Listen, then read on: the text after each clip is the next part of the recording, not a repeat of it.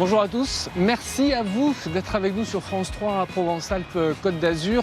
Bienvenue à Martigues, au cœur de la Côte Bleue. Martigues, quatrième ville en importance du département des Bouches-du-Rhône. Martigues, la ville des canaux et des ponts. Martigues est aujourd'hui notre place politique, la Venise provençale qui est aussi la ville de naissance de Clara Luciani.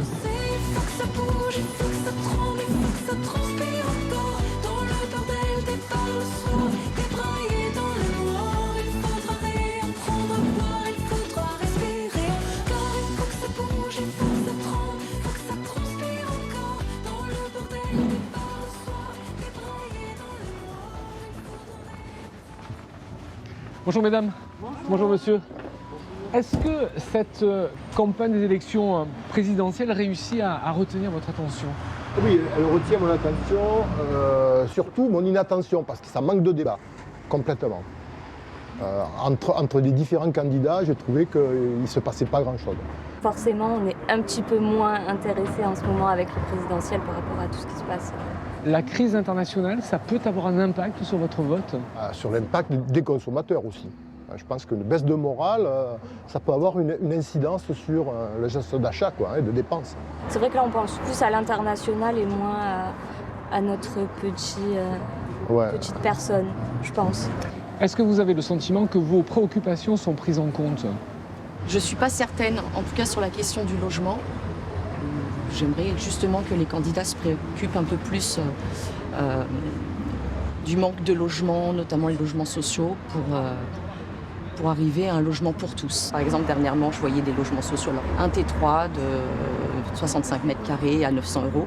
Et évidemment, quand on doit mettre 900 € dans un loyer, ça diminue considérablement le pouvoir d'achat. Plus de logements sociaux? Plus de logements sociaux, notamment pour les familles les plus modestes. Merci beaucoup.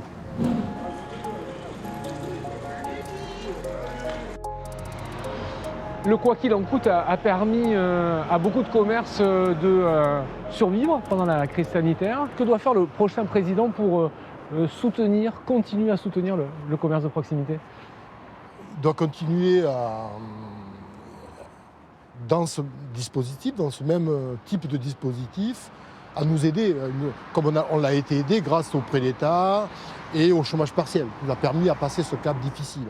Merci Alain, on vous laisse rejoindre votre boutique. Merci bien. Au plaisir. La météo avec du soleil demain matin. Depuis 1982 et la libéralisation des ondes, Radio Maritima, la radio de Martigues, émet tout d'abord autour de l'étang de Berre et puis assez rapidement sur Marseille. Désormais, Radio Maritima, c'est toujours évidemment une radio, mais également une télévision et un site internet. Et c'est là que nous allons. 50-60 km/h, les températures s'échelonneront de 4 à 8 degrés. Passez une excellente journée à l'écoute de Maritima.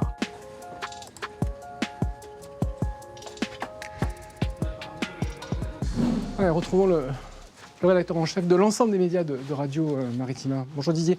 Quand on est journaliste, comment est-ce qu'on s'approprie cette drôle de campagne entre la crise internationale et des candidats qui ont du mal à rentrer en campagne? Alors effectivement, ça a été une campagne qui est délicate à démarrer, qui a eu du temps à se mettre en place. D'abord peut-être parce qu'on n'a pas eu le casting tout de suite, donc c'est pas facile d'intéresser les Français. Donc du coup, nous, on suit également un peu le mouvement, évidemment. Le rôle de Maritima, c'est d'essayer de dire au moins aux gens, allez voter, quoi. Parce qu'on vient de vivre des périodes de protestation qui sont assez quand même importantes, avec la crise des Gilets jaunes, avec la crise sanitaire, où on a vu que les gens étaient exaspérés pour certains et prenaient des positions extrêmement fortes. Et aujourd'hui, il faudrait peut-être que ça se traduise dans les urnes, quoi. Alors bon, c'est une mission un peu citoyenne qu'on a tous, nous, journalistes, mais pour une fois qu'on peut également servir à quelque chose, c'est en tout cas à ça. Merci beaucoup Didier. Provence Studio s'étale sur plus de 22 hectares. C'est l'un des plus grands plateaux de cinéma en France. Et Provence Studio est situé ici, à Martigues.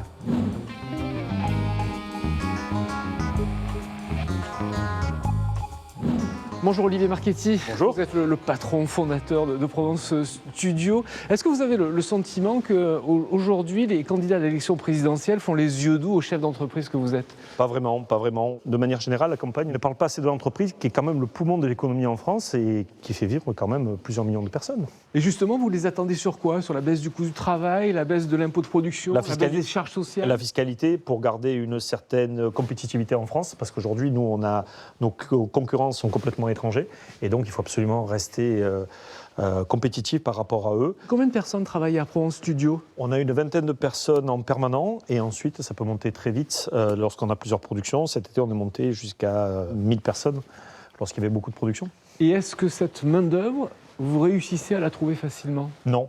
Et il n'y a pas assez de main-d'œuvre locale et donc c'est pour ça qu'on essaie vraiment d'agir sur un plan de formation pour essayer vraiment de trouver des gens sur place parce que le coût de production est inférieur si jamais ils trouvent des gens locaux parce qu'ils n'ont pas à les héberger.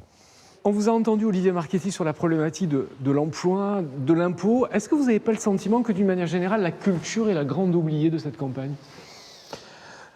Malheureusement, oui. Quand vous voyez que Netflix investit 17 milliards par an dans les séries, il y a vraiment de quoi créer de la richesse, de la valeur, directe et indirecte, avec cette activité-là.